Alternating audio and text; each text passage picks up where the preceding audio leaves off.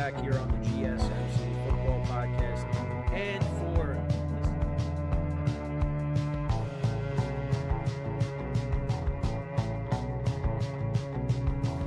all right, and we are back here on the GSMC Football Podcast. Keep yourself in the loop of everything football on the Golden State Media Concepts Football Podcast. The latest news on and off the field, be it college football, Big Ten, SEC, Big 12, Pac-12, ACC to the NFL. We've got you covered. Listen to the Golden State Media Concepts Football Podcast.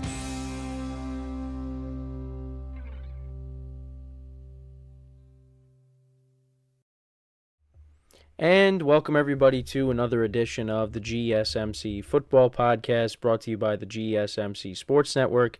As always, I'm your host, Kenneth Grunfelder, and it's great to have you guys here on this Monday, April 15th. We have a lot to talk about on the show today. Before I get into that, just want to remind you guys, as always, to tip or donate and get your comments recognized, make sure to go to the following link. That is gsmcpodcast.net.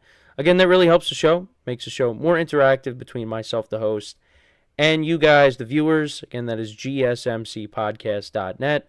And as always, it is displayed on the ticker at the bottom of the show segment down below. So with that being said, let's get into what we are going to talk about for today. So we're going to start off the show. We're going to talk about a couple things regarding the Cincinnati Bengals with Joe Burrow and his comments on the Bengals-Chiefs rivalry, as well as talking about Tee Higgins, some news with him, and his commitment to the team. So we'll talk about that. Then in the second part of the show, we'll talk about a couple of things regarding 49ers wide receiver Brandon Ayuk. He unfollowed the 49ers on Instagram, and we'll get into that with what's going on with that current situation at the moment.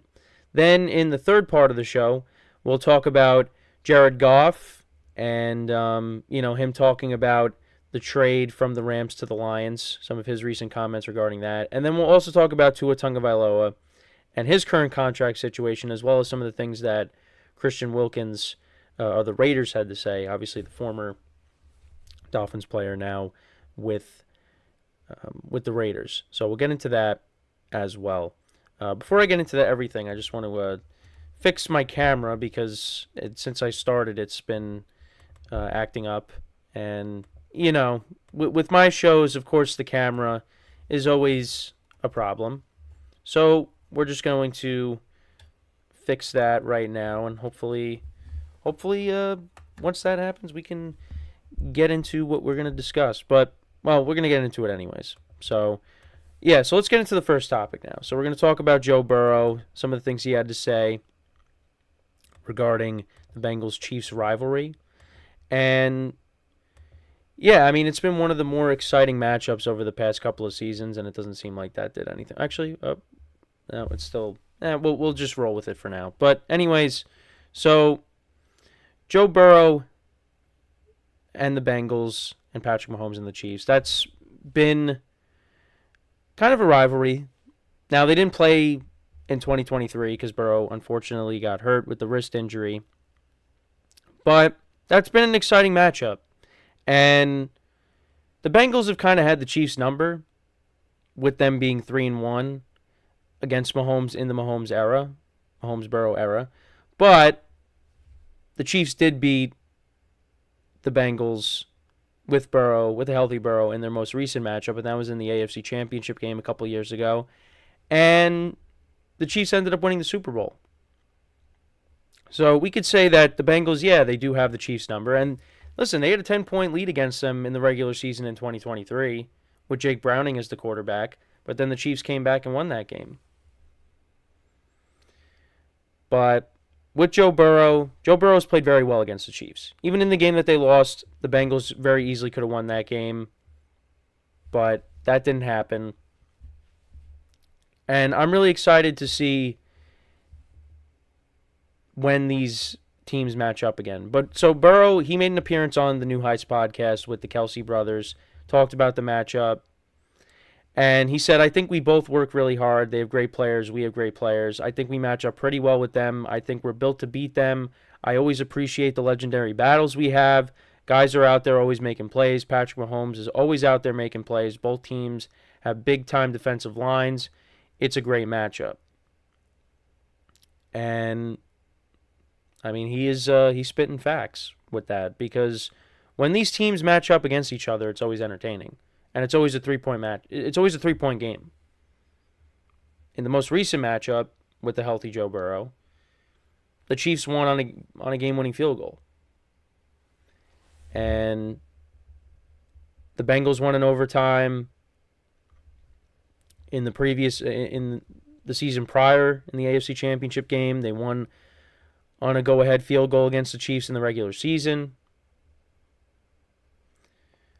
I mean, every matchup is... Well, they also did play in the regular season in 2022 as well, and the Bengals won that by a field goal. But it's just always entertaining. And he's right. There's playmakers on both sides of the ball, on both teams.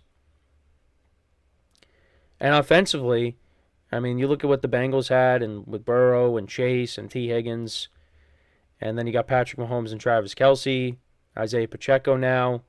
They did have Tyreek Hill at one point, but now he's no longer there. And since then, the Chiefs, people have had their complaints, but they still have rattled off back-to-back Super Bowls. So, do they really miss him?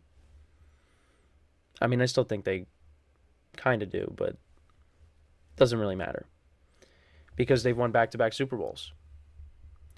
And Burrow's right. I mean, the Bengals do have what it takes to beat them. Now, are they going to go out there this year and do that? That remains to be seen. And again, it all comes down to health. Because if this Bengals team is healthy, they're easily one of the best teams in the AFC. And look at how they were when Burrow got past the calf injury. That's when they really started to get it going offensively. You had Chase explode for 3 touchdowns against the Cardinals. I know it was against the Cardinals, but still. Burrow looked good. That offense looked good. I mean, they went into San Francisco and beat the 49ers. And Burrow looked really good. That offense was cooking against a very good defense. They were getting turnovers on their side of the ball defensively. And then, unfortunately, Burrow gets hurt. And that kind of ended their season. But now, I mean, they almost made it with Jake Browning, but still, they finished with a winning record. But even if they made it, were they going to go far? No. Probably not. But with Joe Burrow, he is the difference maker. And with him coming back and him hopefully being healthy, this Bengals team can accomplish a lot in 2024. And they could definitely be the team that throws a wrench in the Chiefs' quest for three-peating, being the first NFL team to do that. And I give them the best chance. I still give them the best chance. Because they've done it. These teams like Baltimore, like Buffalo, I know the Texans love what they've done this offseason. You got those teams. But to me, the Bengals right now, that's the team to do it. And I believe they can. And I believe they have the best chance. Now, that doesn't mean that the teams that I just mentioned can't go out there and do it themselves. But they have failed to do so. Specifically the Bills. The Ravens, we know the matchups between Lamar Jackson and Patrick Mahomes. It's one-sided. Lamar Jackson is fortunate that he does have one victory against Patrick Mahomes. But you could really go back and look at that game and you could say, well, the Chiefs kind of gave away the game to them. And Lamar Jackson has opportunity. Number 1 seed in the AFC, home field advantage. Only put up 10 points. They left some points on the board. But still couldn't get the job done. Now we'll see with the Texans. Because they've made a lot of moves that I like. And they could be a team that takes another step forward. And maybe is the team that can knock off the Chiefs. Because if you remember, in the regular season, C.J. Stroud went into Cincinnati and beat the Bengals. Did do that. So, now they got an improved team. They added Stephon Diggs. They added Joe Mixon on the offensive side of the ball. And then defensively, they added Danielle Hunter. So, they're loading up, and we still got the draft. So, they knock that out of the park, again, they're going to be dangerous. But right now, for me, the Bengals are healthy. They have the best chance to knock off the Chiefs. Now, the other thing I wanted to touch upon is Tee Higgins. So, Tee Higgins expressed his anticipation of staying in Cincinnati with the Bengals. Now, earlier this offseason, he did request a trade. And for me, I was saying, well, at some point he is going to get traded because, it doesn't seem like the Bengals are going to be able to retain him. But this is what he said. He said, I do anticipate it. This is on staying in Cincinnati. I do anticipate it. I've grown a love for Cincy that I didn't think I would, but, man, looking forward to it. So it doesn't seem like he's going anywhere, and the Bengals are going to have to figure out a way to negotiate a long-term deal with him maybe. And that would be huge if they're able to accomplish that and agree to a long-term deal with Ja'Marr Chase. Because Ja'Marr Chase, like I said previously, I was saying Ja'Marr Chase is the priority. I think they value him more than Tee Higgins, but I don't think you want to lose Tee Higgins either. They're already going to lose Tyler Boyd, who's still out there on the free agent market. Nobody signed him yet. But to me, they value Ja'Marr Chase over Tee Higgins. But when Tee Higgins is healthy, Tee Higgins, he could be a number one wide receiver on a team. And actually, the Steelers had interest in trying to trade for him. I saw that. Now, I don't think the Bengals would be trading him within the division. But if the Steelers gave them an offer that they couldn't refuse, then maybe they would say, okay, we'll do that. But yeah, that's not happening. But yeah, so it seems like Tee Higgins is going to stay, which I think is huge. And the Bengals, hopefully, they're going to work out long-term deals with both of their top receivers. And this is probably why they let go of Joe Mixon. They traded him. They've let some guys go. And they locked up Joe Burrow now. You got Ja'Marr Chase and Tee Higgins. You want to keep those guys together. You want to keep that core together because this team definitely can win a Super Bowl. They got to one. At some point, I feel like they will win one. But who knows? Joe Burrow could go his whole career without winning a Super Bowl. But I don't know. I feel like he's going to win one. But I think this is huge news for the Bengals because I think losing Tee Higgins to go along with some of the other guys that you lost or potentially are going to lose, I think it's big to keep him. Because, again, Tyler Boyd's still out there. Now, the Bengals kind of moved some things around with their running back situation, trading Joe Mixon, and then you bring in Zach Moss, who had a productive season with the Colts. But what do we know the Bengals for? Throwing the football, not running it. But I think their running game will be okay with Zach Moss if he could carry over what he did with the Colts to the Bengals. And then on top of that, you got Chase Brown, who was making plays towards the end of the season. So their backfield could be okay. Now, running the football, they were towards the bottom. In terms of rushing yards per game, they were towards the bottom of the league last year. So we'll see what happens. But the biggest thing is health. If this team is healthy, they are going to be a problem for the rest of the league. And specifically, the Chiefs. And I'm looking forward to whenever these teams match up. Now, I don't know if they do match up in the regular season this upcoming year. Because now, the Bengals, they didn't finish in first place. Let me take a quick look. Really quick. So, the Chiefs, no, they play the Bengals. Yeah, they play them. They play them at home. Yeah, because they play the entire AFC North. Okay. I know, and I even looked at this the other day, but I don't remember. But again, we're coming up a month from now. We're going to go over the schedule. Like when all the matchups are finalized, we see what weeks teams are playing and what times and what networks have what games. We'll go through all that, which I'm excited for. But maybe that's the team the Chiefs open up against, the Bengals. That's another team that they can open up against. So we'll have to wait and see.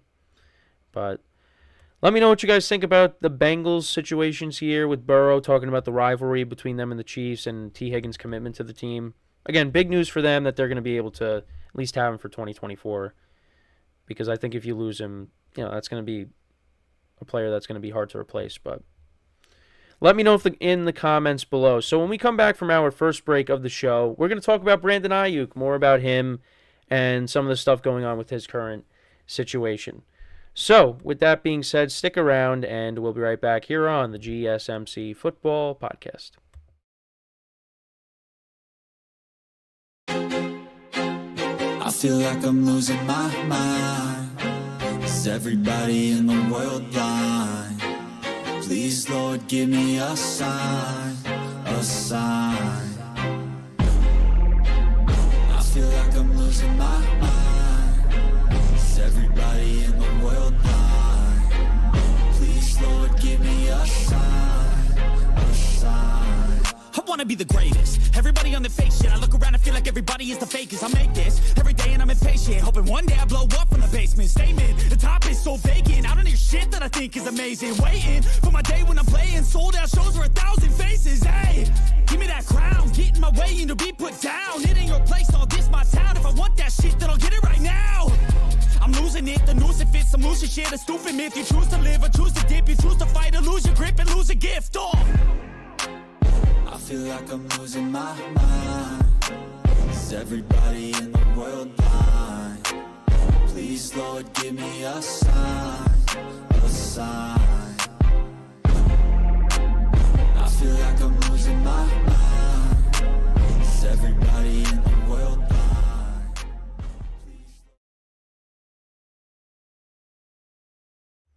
All right, and we are back here on the GSMC Football Podcast. And for the second part of the show, we're going to talk about a couple things regarding 49ers wide receiver Brandon Ayuk.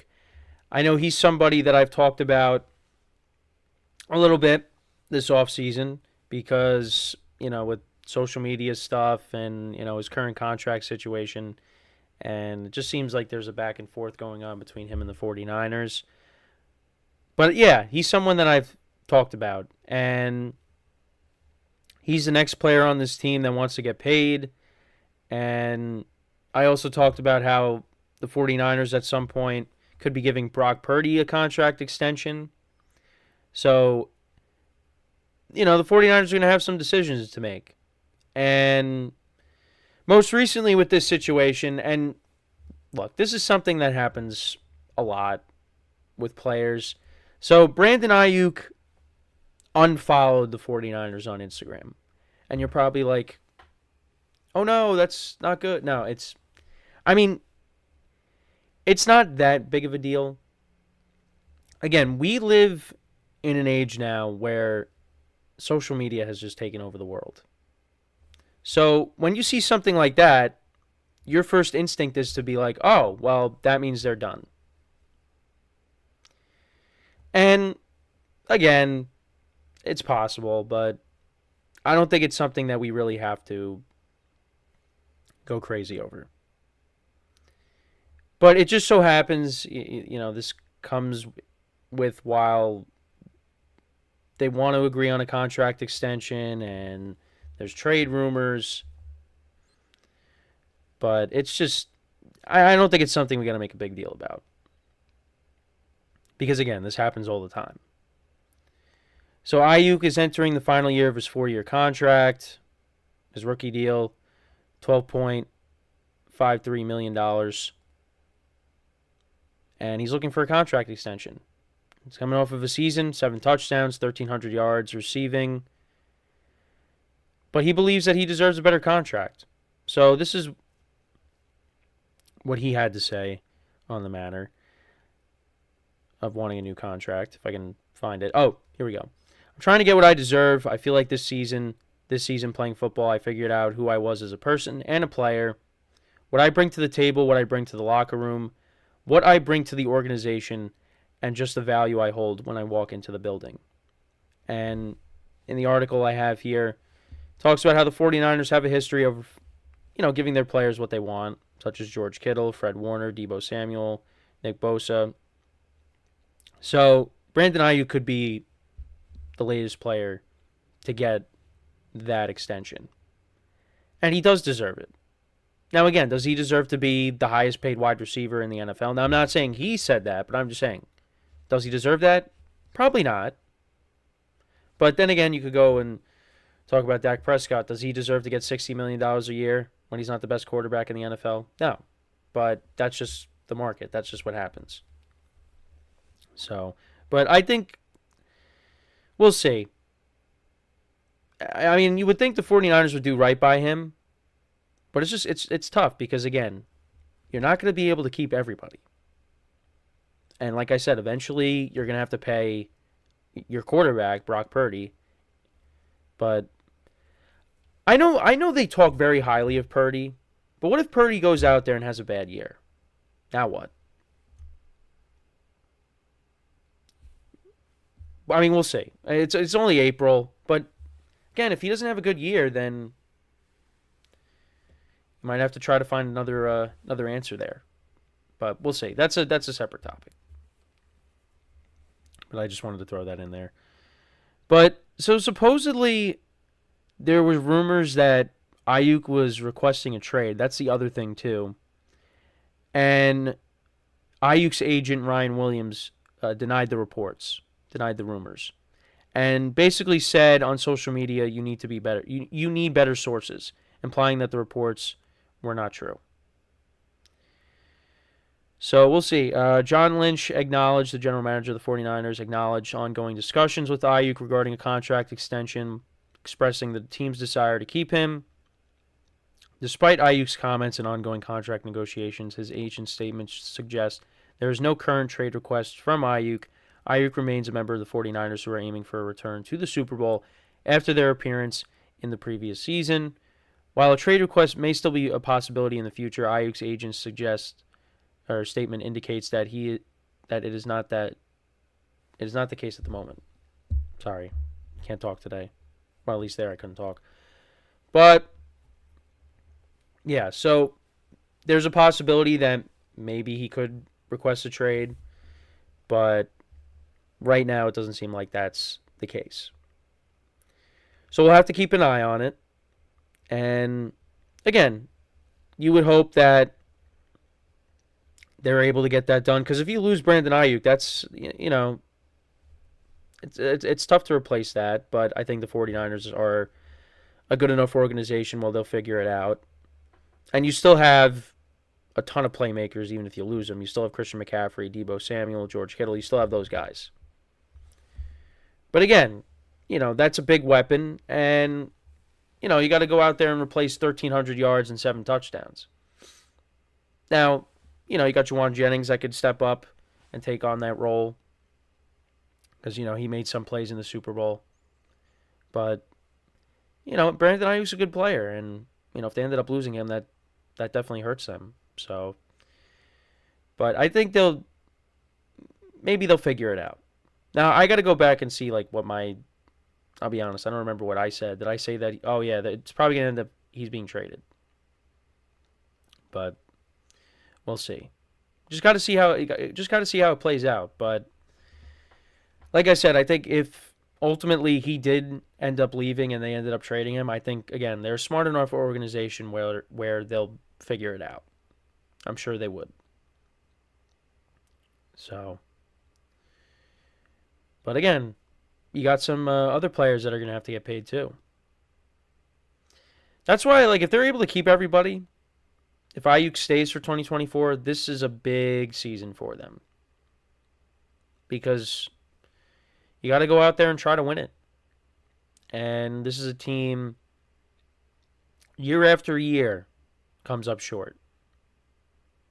Now, they get very far in the playoffs. They go to the championship game. They go to the Super Bowl now. And, there was a couple of years where there was a gap between the last time they made the Super Bowl to 2023. But still, they go far. They just can't get over that hump. And one of the problems, it's you lost to the same team. And, the championship game against the Eagles, you didn't have a quarterback, and against the Rams, they did have a lead, but then they ultimately choked it away. And I know people still think that Shanahan is responsible for the Super Bowl loss, the most recent one. I really don't think it's on him. I don't. I know he could have called a different game at some points. He could have made different decisions with how overtime went. But I keep saying it, that muffed punt is the reason they lost the game. And I'm going to stand by that. Because all game long, the 49ers were stopping the Chiefs on offense. And then they cracked open the door and the Chiefs ran right through it with what happened with the muff punt. Because on the very next play, Mahomes connects with Valdez-Scantling for a touchdown. But you could also look at the game plan was Christian McCaffrey. But you had Deebo Samuel, who only had 3 catches. Brandon Ayuk, only 3 catches. George Kittle, 2 catches in the Super Bowl. You got to get your playmakers more involved. So that's one thing that I would say is these guys got to be more involved. They can't only. How did they only have combined 8 receptions? They got to be more involved. But that ended up not happening. So, look, the 49ers, they're still going to be looked at as one of the best teams in the NFC. I think they're still they're the best team in the NFC right now until proven otherwise.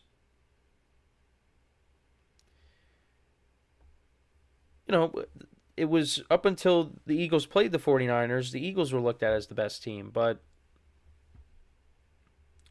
then things kind of changed when, the 49ers went in there with a healthy squad and Brock Purdy was healthy, and you saw what they did. So, again, this conference is going to be better. You still got the Lions, who had a 17-point lead against them and blew it. You got the Packers, who had a 10-point lead against them and blew it. Those teams are going to be better. They're not going anywhere. You got the Eagles, who I think are going to be back. Those are probably the top 4 teams in the NFC. No offense to the Cowboys, but sorry. Those teams are better. Now, again, it's tough. I mean, right now I'd probably rank the Lions and the Packers over the Eagles and the Cowboys. Right now. Though that's probably your top 5 right now. And then probably put the Rams after that. I mean, I didn't put any. Well, actually, you also got the Falcons. Well, got to see how they are with Kirk Cousins.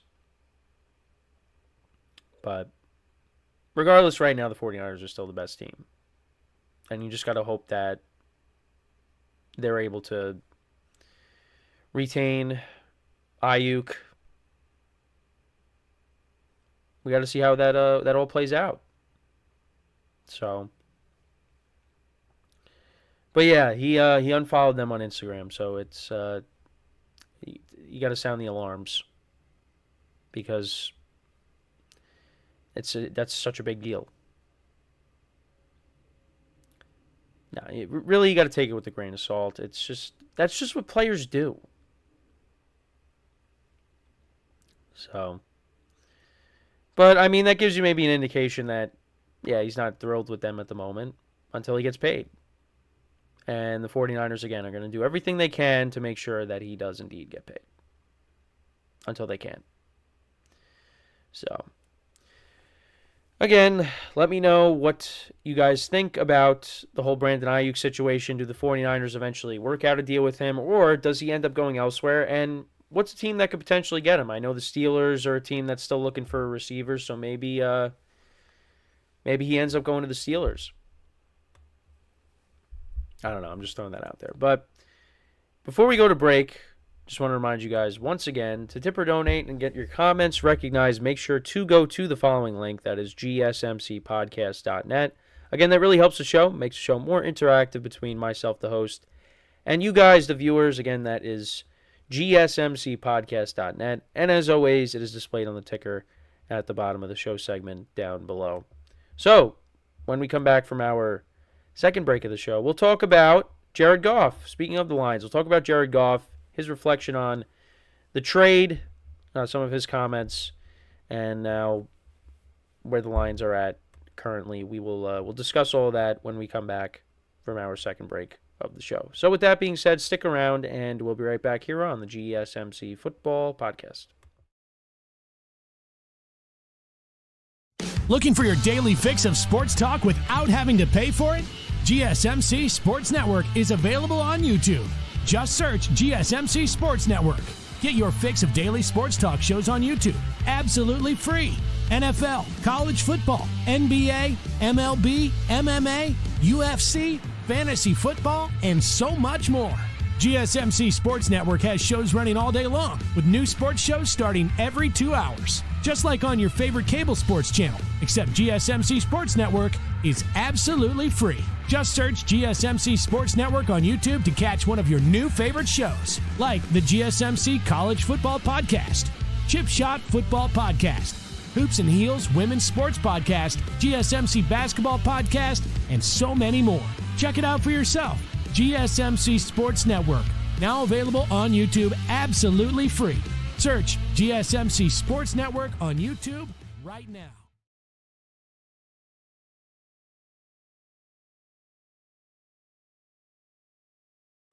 All right, and we are back here on the GSMC Football Podcast. And for the third part of the show, I'm going to talk about Jared Goff's comments on him being traded from a couple years ago when the Lions and the Rams had that swap. He went to Detroit. Stafford went to the Rams. And obviously, the first year of that, you had the Rams winning the Super Bowl with Stafford, him getting his first ring, and, of course, Jared Goff and the Lions. It looked like they could have been a team that wouldn't win any games in 2021, but, yeah, it wasn't the best.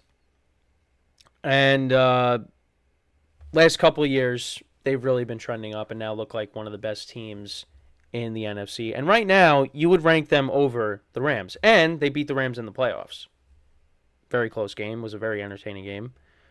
But they did beat the Rams, and that must have been... Jared Goff must have been thrilled about that.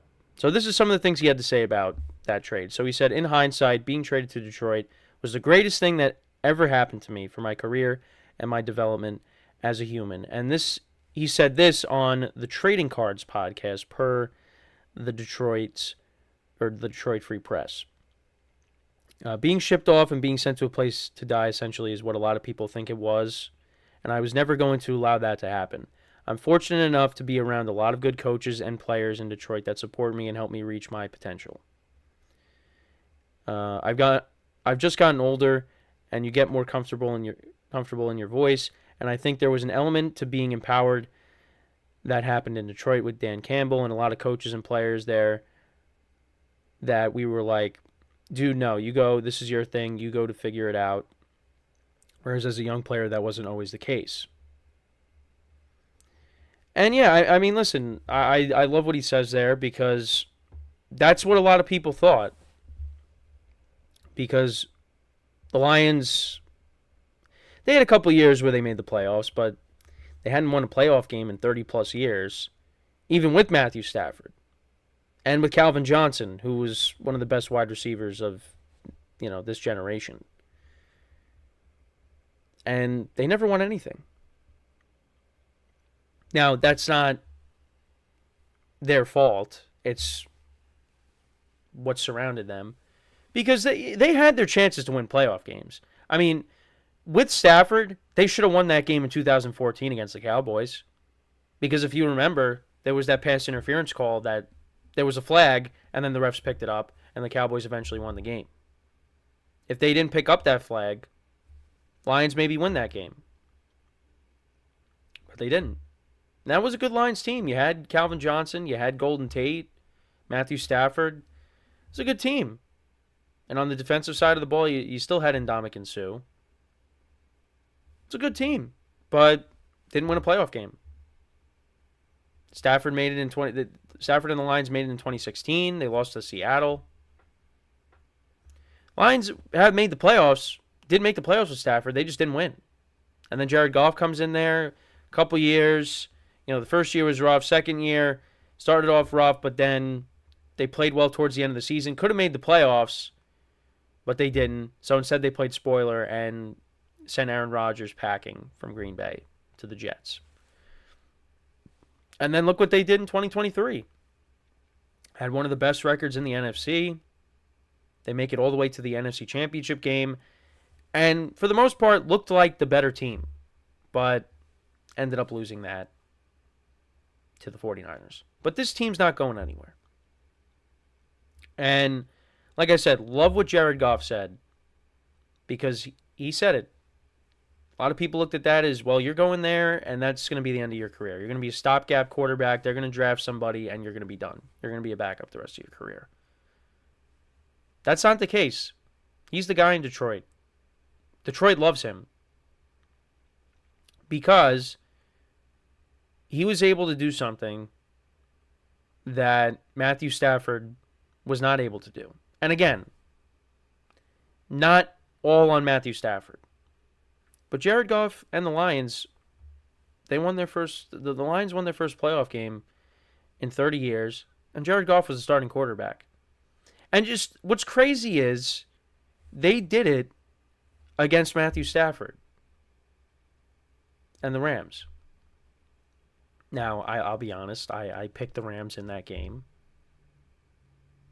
because I just thought that the Lions, to be honest, I thought the Lions were going to screw it up. But they didn't. They won that game. It was very close. And then they moved on. Then they won again against the Buccaneers. And you had the 49ers. You had them. You were up 17. But I don't know what happened. But after Brandon Ayuk, who we talked about in the last segment, made that catch that should have been intercepted, the momentum shifted. And the 49ers came back, took the lead, and that was it. So, but I think the Lions now, you got higher expectations going into next year. The division's going to be competitive. The Packers are going to be an issue. And if the Vikings and the Bears, they figure out their quarterback situations, they could also be a problem. Because again, like their rosters, but now they got to draft their quarterbacks. Right now, the Bears, they have Tyson Bagent, but you know they're going to draft Caleb Williams. And Caleb Williams is going to start. With the Vikings, it's going to be a little different. Whoever they take is probably going to sit behind Sam Darnold. And Sam Darnold's going to start. But again, I like their rosters. So yeah, the North is going to be competitive. But right now, I'd probably still put the Lions slightly ahead of the Packers. Because, again, they won the division last year. And although I think Jordan Love is the guy, let's see him do it again. And the Packers made some great moves. First they changed defensive coordinators. You also bring in Xavier McKinney over from the Giants, address a position they needed to address in the offseason with safety. And you bring in Josh Jacobs, who's still, what is he, 25? Now, again, I would have loved to have seen him and Aaron Jones in the same backfield, but we're not going to get that. They did bring back A.J. Dillon, but A.J. Dillon has not been great. But still, The Packers, that is the Lions' number one competition in the AFC North. Or the NFC North, sorry. But both North divisions are competitive. Now, the AFC North is a lot better. Or, I shouldn't say a lot better. Is better. But this North division can be competitive too. I don't really think there's a bad team in this division. Now, again, you might see a team in this division that finishes with a losing record. But right now, I look at each team and I'm like, this team isn't bad. But the Bears and the Vikings, they got to figure it out at quarterback. And if they don't, well, then they could end up with bad records. So, but I really like the direction the Lions are going in. And like I talked about in the last segment, they're one of the best teams in the NFC. I'd probably say right now they're the second best team in the NFC. I would definitely say that. Again, you got to see if the Eagles can bounce back from last year's collapse. And Dallas, I mean, they haven't really done anything. They're kind of in the same spot. Now, we'll see what they do in the draft. But, they're kind of the same. And I really like the Packers. The Packers are going to be a really good team. If Jordan Love repeats what he did last year, they're going to be up there. Well, towards the end of last year. We don't want to see the Jordan Love for midseason. We do not want to see that. But I don't think we will. I don't think we will. He's only going to get better. But, again, you got the Falcons who are going to be better with Kirk Cousins. So, they might have something to say about it. But do I think the Falcons will be better? Yes. But, again, it's not like Kirk Cousins has taken teams far in the playoffs. The furthest he's gotten is the divisional round. And that was it. But, again, they play in a very winnable division. So we'll see what happens there. But, yeah, I mean, you look at the Lions. Would I rank them over the 49ers? No, but they're right behind them. And rightfully so. I mean, they should have beat them. They should have beat them. I don't know what happened. They were running the football great. They should have stuck to that. And they didn't. And Dan Campbell was gambling on fourth down, and that costed them. So, that's something to keep an eye on, too. I mean, is he going to continue to do that and be overly aggressive? Yes. But I think there's got to be some situations throughout the year where he's got to refrain from doing that. Because then he could eventually end up like Brandon Staley with the Chargers. Because, again, Staley's first year, just loved the aggressiveness. When he went, the first couple games, loved it. They beat the Chiefs in Arrowhead, and they, converted on 4th and longs, and it was awesome. But then it just got to a point where it's like, okay, Staley, you got to take the points. You got to know when to stop doing that. And, eventually, well, a lot of stuff costed him his job, but yeah, now he's not a coach anymore. But I'm just comparing him and Dan Campbell with the aggressiveness. Dan Campbell has done a lot for the Lions. He's done a lot more for them than what Brandon Staley did for the Chargers. Because the Lions got all the way to a championship game.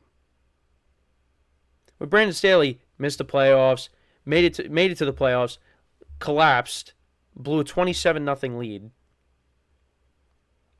lost that to the Jags, and then just finished with a terrible record. And now he's not a head coach anymore. Somebody picked him up though. I think he's on a staff with some team. I forget off the top of my head, but still, I don't want to see that happen to Dan Campbell. I don't want to see him out of a job because I like Dan Campbell. I just love it all goes back to his introductory press conference with, biting off kneecaps. I just thought that was hilarious. And that's why I call the Lions kneecaps. And I want to see this team continue to improve, and let's see what they do in 2024. But again, the expectations are going to be higher this year. So we'll see how they respond to that. But they really turned it around in Detroit. And a lot of that has to do with the new regime. But yeah, this quarterback, you got to give this quarterback credit. Because Jared Goff is a good quarterback.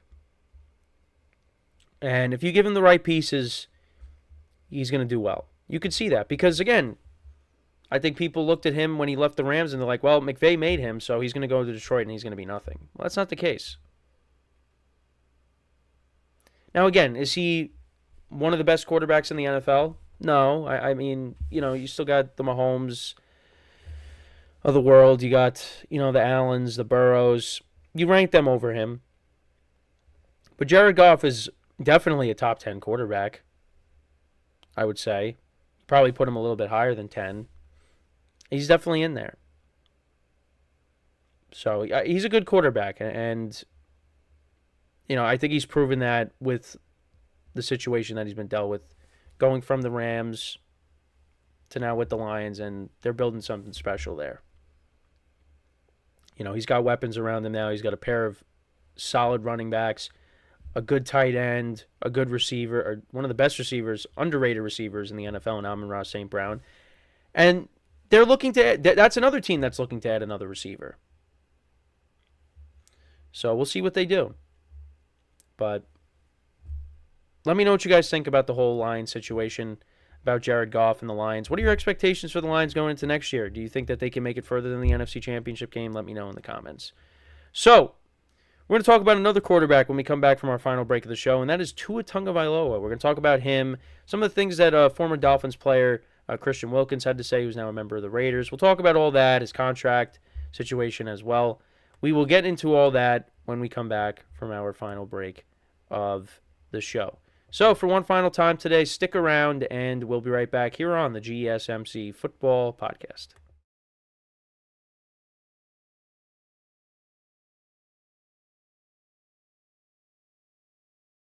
For the best and latest podcasts available anywhere, go to the podcast app on your cell phone and type in GSMC to access free content-rich podcasts on health and wellness, book reviews, sports, entertainment, relationships, social media, movies, technology, finance, and even weird news. Subscribe and download the GSMC Podcast Network's family of shows, available everywhere podcasts are found.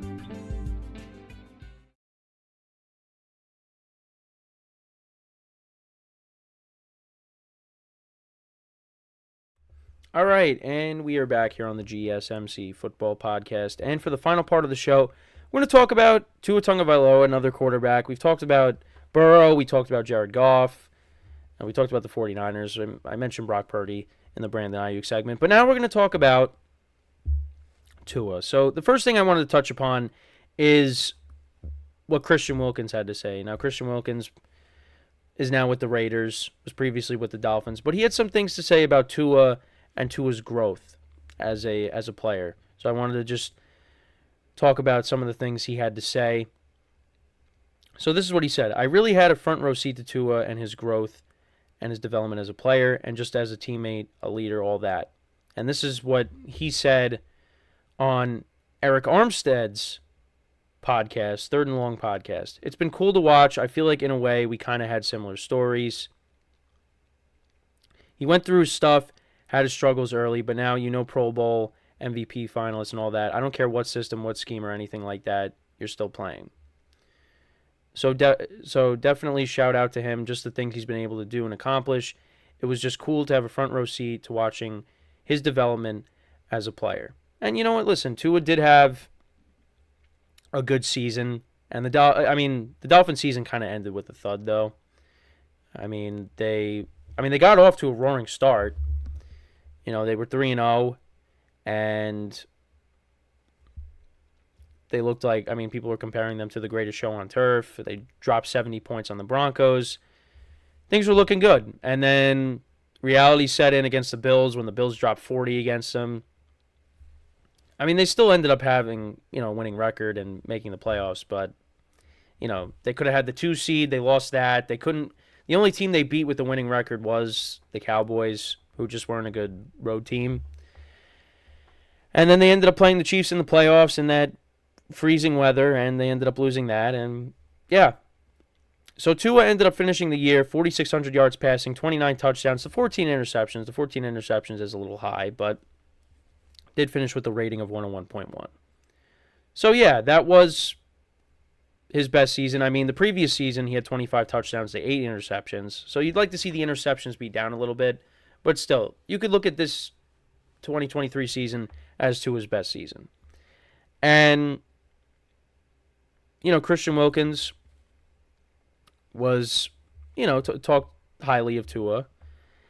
And, he dismissed the fact that, it has a lot to do with the system, which not a lot of people are going to dismiss that. Because to be honest, I mean, you look at how Tua played without Tyreek Hill, and you go back to that Titans game, and when Tyreek Hill got hurt, Tua did not play well. And they got a big decision to make with him, with Tua, because, yeah, he's going to be looking for a new contract. And are the Dolphins going to give him that contract? Which they might. I know I have a coworker that's a Dolphins fan, and he is dreading that because he just doesn't believe that Tua's the guy. But this comes with Tua confirming that he will not hold out for a contract extension, and he will attend OTAs this spring. He's entering the final year of his 4-year deal. He's going to be making a little over $30 million in 2024 if an extension isn't reached beforehand. Despite not receiving a contract extension yet, the Dolphins are reportedly dedicated to signing Tua to a long-term deal, as reported by ESPN's Jeremy Fowler. Tua, obviously, coming off the season with 4,600 yards passing, 29 touchdowns, and 14 interceptions, leading the Dolphins to an 11-6 finish and earning his first Pro Bowl selection. And I think the other thing, too, and I was happy about this as well as many people were, and I think I said this on a previous show, is the fact that he was healthy the whole season. The previous season, I think a lot of people, including me, had concerns that his career could be in jeopardy after all the concussions and how the Dolphins handled those situations. But he was healthy. And myself and many others very happy about that. And I hope for that to continue in 2024. But is Tua the guy long term? And it's tough. Because, again, I think he's solid. He puts up solid numbers with the Dolphins. But is he an elite quarterback? Is he someone that you'd want against the Patrick Mahomes, against the Josh Allen, against the Lamar Jackson, against the Joe Burrow?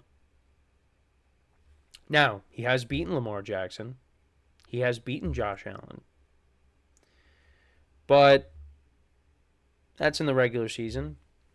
What about in the playoffs? Play Patrick Mahomes. Now, I just think the Dolphins, they had no chance. They just had no chance in that weather. The Chiefs, they were going to win that game regardless. I mean, listen, like I said, did beat Lamar Jackson. I mean, the Dolphins, they were down, 35-7, right? 28-7, and they came back and won that game. That was in week 2 of 2022.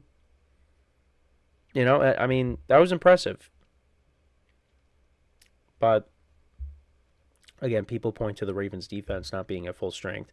Look at what the Ravens were at full strength against the Dolphins last year. They destroyed them. And the Dolphins, they got swept by the Bills. Had a chance to get the number 2 seed at home, and they lost it. So, and that's what led to them having to play that playoff game in Kansas City. So, yeah, it's tough. I mean, again, it seems like they're dedicated. Like I said, they want to sign him to a contract, but I don't know. I don't think he is the long-term answer. Again, I don't think he's bad, but I don't think he's another one of those guys that I know Christian Wilkins said it's not about the system. Well, I kind of think it is about the system, because you got track stars all over the place. Tyreek Hill, Jalen Waddle, running backs with Achane and Raheem Mostert. But again, you want to surround your quarterback with talent. Like, I know people knock some guy, like, including Brock Purdy, like, oh, he's got his, Avengers squad. Yeah, but, like, what do you want them to, what do you want him to be surrounded by? Nothing? Like, yeah, not everybody's Patrick Mahomes. Not everybody could take what he had with his receivers and Travis Kelce, who was injured most of the year, and get to the Super Bowl and win it. Not everybody's him. So, yeah, there's some guys that, yeah, you got to surround them with talent to put them in good situations. And Tua is one of those guys. Because, again, without Tyreek Hill, he's definitely a different quarterback. But what do you want? You don't want him to have Tyreek Hill? The Dolphins were able to get him. And yeah, Tyreek Hill does elevate Tua. It's not the other way around. Tyreek Hill elevates Tua. We know that. But, I mean, what do you not want? You want teams to sit on their hands and just not do anything and just say, all right, well, go prove to us that you could do it without elite talent around you. Now, again, some people can do that, but not him. I don't think Tua is that guy. But I think this is a big year for him. I keep saying that for a lot of people, but this is a big year for him too, because if you go out there, you go 11-6. Make the playoffs, and then you're one and done. I mean, what have you accomplished? You're gonna pay him that contract? I mean, I don't know when they're gonna decide to do that. Are they gonna wait till after 2024 to do that? Like, what's that? I'm not 100% sure about. But would the Dolphins be making a mistake? Yeah. I think they would be. And again, I mean, I don't know how much time you have with some of the guys, because Tyreek Hill apparently was talking about retirement. So he might not be around for that much longer. So we'll see. I mean, listen, I expect the Dolphins to be a team that's, in the playoff race, a team that's going to be, competing for that NFC or that AFC East. Probably end up being either they win the division or they get in as a wild card, because they have too much talent. And, they've made the playoffs the first 2 years with Mike McDaniel as the head coach. I expect that to continue. But, yeah, sorry, I got like a random phone call from a random number. It's probably a spam again, like always. Yeah, no, I like never answer my phone unless I know who it is. But, well, and also I'm, doing a live show right now. I'm not going to answer the call live on stream, but, yeah, that's why I was looking down. But back to this, though. Dolphins got to prove some doubters wrong in 2024. And Tua's got to continue to do that. But I don't necessarily agree with what Christian Wilkins has to say, because I think it does have a lot to do with the system. Now, I mean, he was a former teammate of him. What do you want him to say? Oh, yeah, Tua stinks. Played with them. Now, again, I think, there's been some improvement with Tua, you'd have to say. But again, a lot of that has to do with the system. And 2024 is going to be a big year. Because, again, if Tua goes out there and doesn't have a good year, well, then the Dolphins got to maybe reconsider some things. So, we'll see what happens. But, I expect them to be a good team. And, it's fun to watch that offense, because they do a lot. So, but yeah, that's pretty much it for the show for today. Thank you guys for tuning in. Make sure to tune into all the other shows throughout the day to get some perspectives on other sports. We got the basketball. We got basketball NBA playoffs are going to be starting soon. Regular season just ended yesterday, so all the not all the playoff matchups, because we got to get to the play-in, and then once the play-in's done, then we'll have all the matchups finalized. But make sure to tune in to the basketball podcast for all that. You also got we also have the WNBA draft. I think that's tonight. So there's that. Baseball in full swing. Yankees are playing great, although yesterday was a tough loss. That angered me, but it's okay. It's one game.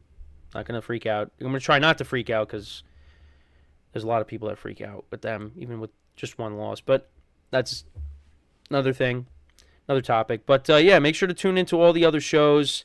And, so with that is all the time that we have for today. Thank you guys for tuning in. Make sure to tune in tomorrow, same time, 10:30 a.m. Eastern Time. And until then, I'm your host, Kenneth Grunfelder, signing off from the GSMC Football Podcast, brought to you by the GSMC Sports Network. Have a good day, and I will talk to you guys tomorrow. Take care.